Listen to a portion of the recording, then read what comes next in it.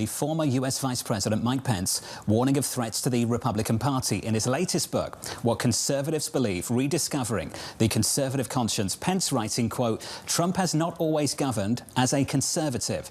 The result is that many Americans are confused about what it means to be a conservative." I'm very pleased to say the 48th Vice President of the United States, Mike Pence, joins us now for more. Mr. Vice President, welcome back to Bloomberg Surveillance on Bloomberg TV. Thank you. Great to be back on. It's good to see you, sir. I'll ask that question to you. What does it mean to be a conservative? Well, for decades, the Republican Party has really been the home of conservatism in this country. It's a commitment to limited government, free market economics, strong defense, American leadership in the world, and traditional values has really guided the Republican Party since Ronald Reagan came to the White House. And it's why I and millions of Americans were drawn to the Republican Party over the years. Our principal contest was against the liberal Democratic Party over those decades, but as the Democratic Party has been overtaken by more progressive left policies, including socialist policies, not just in New York, but all around the country. I wrote the book because I wanted Republicans to know that there's a new threat to that conservative agenda from within our movement, from a populist right that would really challenge our commitment to limited government, to free enterprise, challenge America's role as leader of the free world, marginalize values. And I do think, as you quoted from the book, that many are confused about what it means to be a conservative. So that's what inspired What Conservatives Believe. Well, you served alongside him, of course, in the first term. Was he a conservative then? Well, I think, look, I say this in the book. You know, I know Donald Trump better than his most ardent defenders. We worked together every day and spoke every day for 4.5 years. And in fairness to the president, he's actually never said he was a conservative. In fact, I lost count of the number of times that I would say in conversations in the Oval Office, well, that position's a conservative position. And he would wave his hand and say, what? Not conservative, it's just common sense. And so, but in our administration, I will tell you, I think we were very faithful in most cases to the traditional conservative agenda, appointing conservative judges, upholding the rule of law, and particularly in the area of free market and economics and free enterprise. You know, we cut taxes, rolled back regulations, unleashed American energy. But on economic issues, I think it's becoming more apparent, particularly in the business community across this country, that with the advent of broad-based tariffs imposed on friend and foe alike, that while they were turned back by the Supreme Court, we saw the news this morning of a new round of tariffs attempted by the USTR. The nationalization of American businesses was something we never countenanced in our administration. It's much more a part of traditional socialist thinking around the world. Price controls on pharmaceuticals and credit cards. I think these are policies that come out of the populist right, Anne-Marie, and they represent a real shift. Now, can I just say, I think the second Trump administration has gotten a lot right. Standing up to Iran, standing with Israel, extending those tax cuts, securing our border. But on some key issues, we've seen those populist right policies take hold, and I want conservatives around the country to know that. These are ideas that you would hear from a Senator Elizabeth Warren or Senator Bernie Sanders. It is. But the issue in Washington right now is there's not a lot of people speaking out against this in Congress. Do you feel that Trump has gotten a lot more carte blanche this time around? Well, I think so. I mean, the president is the leader of the party, and with majorities in the Congress, I think there's been a tremendous amount of deference to the president. But you put a fine point on it. In fact, in my book, I point out when the president first announced a nationalization policy, it might have been the golden chairs in U.S. Steel. Elizabeth Warren said memorably, Donald Trump has come across an idea that I came up with years ago. And John might argue whether nationalization was something Elizabeth Warren came up with. There might be a deeper history in other parts of the world. But I honestly believe that there's not been a great deal of awareness broadly among grassroots Americans about some of these shifts, but people are starting to wake up to it, and I hope my book is a part of that awakening. Not just because I think conservative policies are good for the Republican Party. It's because I believe freedom, free market economics, commitment to limited government, and American leadership in the world is good for America. To build on what Anne-Marie was talking about, though, we've seen in recent primary elections, and the people who are considered a bit more populist have been the winners of the Republican primary process. Those are the ones that have been backed by President Trump. He still has quite a bit of clout in getting those to Congress, to Washington, D.C. He is, in many ways, the Republican Party. Do you think that the Republican Party that you're talking about still exists? Oh, I do, and don't leave out his influence in primaries in Louisiana and Kentucky and Indiana, some state Senate races in Indiana. Look, the president enjoys tremendous support among Republican primary voters, and I think it derives from the fact that from the time he came down that golden escalator here in New York City, he has been willing to fight the radical left. He did it during our years together. He did it since, battled through lawfare, won back the White House. And I think there's great appreciation by Republican voters for his continued fight against the radical left.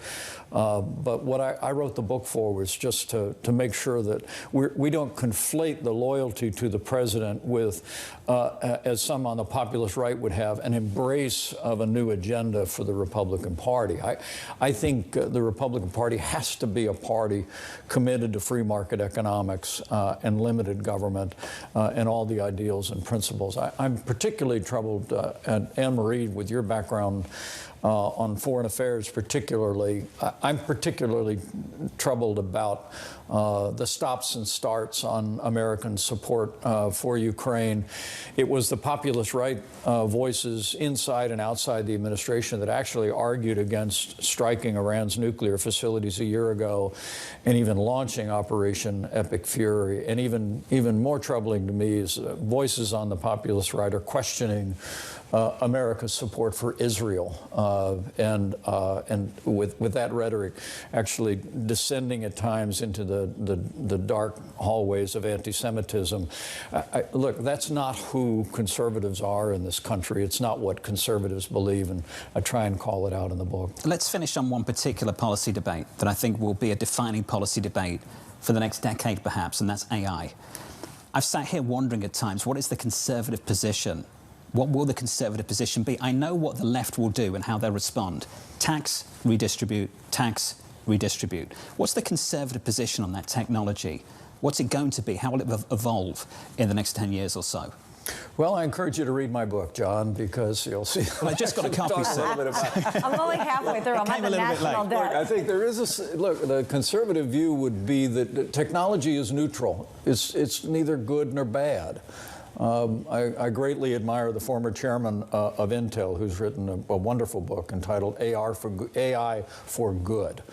And I think it's imperative that as we move into this, that we trust the marketplace, but that also we ensure that that artificial intelligence work for us in the way that we want it to impact our economies and our workplace. And most importantly for conservatives is that it respects the values, the universal values of the overwhelming majority of the American people who believe in and cherish freedom and cherish the importance of family. You know, when you see troubling stories about chat programs that actually assist teenagers in finding ways to take their own life with tragic consequence.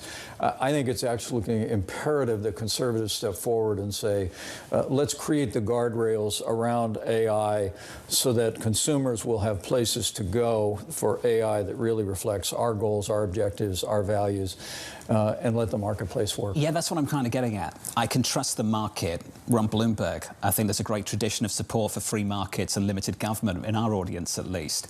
Can we trust the leadership of these companies?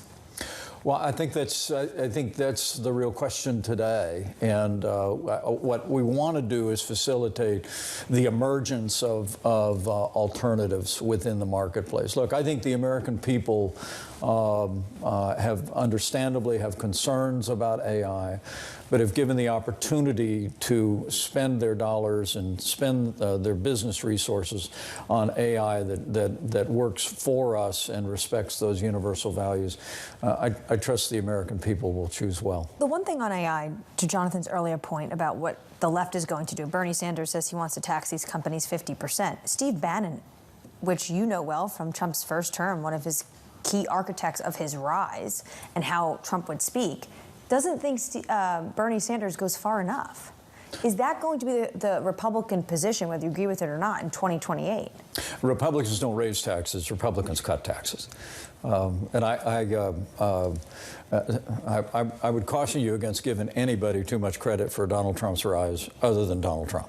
I mean, President Trump understood. That's where the base is right now. Well, I honestly think that when you talk about the base, which is one of my least favorite terms in politics, we talk about our core voters. There's, as I said to Lisa, there's great appreciation and affection for the president. It's totally understandable for the fight that he's waged against the radical left the last 10 years. But on the populist right, there are voices that want to take that loyalty and permanently change the direction of the Republican Party to a big government party that embraces protectionism, isolationism, marginalizes values. And to put a fine point on it, I don't think that's what conservatives believe. When did you last speak to each other? We spoke shortly after he won re-election, and we had a warm exchange, John. It was. What did you talk about? I just congratulated him. Yeah. And I could tell he was moved by that, as was the First Lady. Look, the President and I served together very closely. He wasn't just my president, he was my friend. Our administration didn't end the way I wanted it to, but I'll always believe, by God's grace, I did my duty that day. But, for me, I want this president to succeed. I love this country. And I don't talk to the president as often as I used to, but I get the distinct impression that he still listens to me. And so I hope he gets a chance to. I listen to you as well, and I promise you I'll read the book. It's going next to the Thatcher biography on the bedside table, all right? It's good to see you, sir. Thank you. The former Vice President of the United States, Mike Pence.